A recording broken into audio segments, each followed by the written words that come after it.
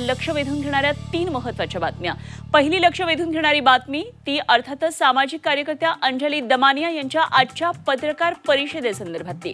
आज 11 वाजता अंजली दमानिया एक घणाघाती पत्रकार परिषद घेणार आहेत आणि यामध्ये त्या बीड प्रकरणामध्ये काही नवीन पुरावे दाखवणार आहेत आणि हे पुरावे दाखवल्यानंतर तरी धनंजय मुंडेंचा राजीनामा घ्यावा अशी त्यांनी अपेक्षा केलेली आहे। त्यामुळे आता धनंजय मुंडेंबाबत दमानिया नेमका कोणता नवीन गौप्यस्फोट करतात आणि त्यांच्या आरोपांच्या भात्यामध्ये आता कुठला नेमका बाण आहे, कुठलं अस्त्र आहे बघणं महत्त्वाचं ठरणार आहे। दमानियांकडे असे नेमके कुठले ठोस पुरावे आहेत जे धनंजय मुंडेंना अडचणीत आणू शकणार आहेत, याकडे संपूर्ण राजकीय वर्तुळाचं लक्ष लागलेलं आहे। दुसरी लक्ष वेधून घेणारी महत्त्वाची बातमी ती म्हणजे मुंबई महापालिकेचा अर्थसंकल्प आज सादर होणार आहे आणि मुंबईकरांना करसवलत मिळणार का, शिक्षण आरोग्य यावर नेमकी तरतूद किती असणार, कोणते नवीन प्रकल्प पालिका आणणार का याकडे लक्ष असेल। जवळपास 65,000 कोटींचा आज हे बजेट सादर होणार आहे। तर तिसरी महत्त्वाची आणि लक्ष वेधून घेणारी बातमी ती म्हणजे अभिनेते राहुल सोलापूरकर यांच्या वादग्रस्त वक्तव्याची।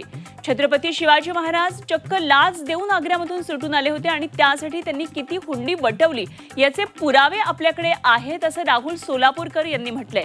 एका YouTube चॅनेलला दिलेल्या मुलाखतीत त्यांनी हे विधान केलंय, मात्र त्यांच्या या विधानावरून आता वाद निर्माण होण्याची शक्यता आहे।